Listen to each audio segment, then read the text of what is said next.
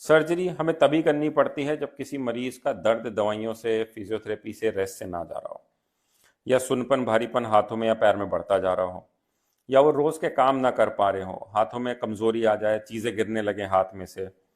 तब हमें रिस्क रहता है कि कहीं नर्व को परमानेंट डैमेज ना हो जाए।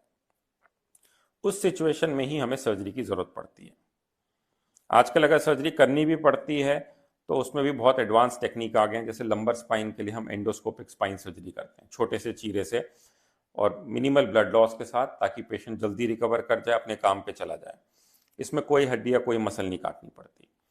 इसी तरह अगर सर्वाइकल स्पाइन में प्रॉब्लम हो जाती है तो हमारे पास ऑप्शन रहते हैं, जैसे कि सर्वाइकल आर्टिफिशियल डिस्क रिप्लेसमेंट, जिसमें कि हम नेचुरल डिस्क को हटा देते हैं जो नर्व को दबा रही है, उसको हटा के वहां पे एक आर्टिफिशियल डिस्क लगा देते हैं जो नेचुरल डिस्क की तरह ही काम करने लगता है। इसी तरह अगर किसी पेशेंट को ट्यूमर है तो ट्यूमर की सर्जरी भी आजकल पॉसिबल है, क्योंकि उसमें लेटेस्ट टेक्नोलॉजी के साथ सक्सेस रेट बहुत अच्छे हैं।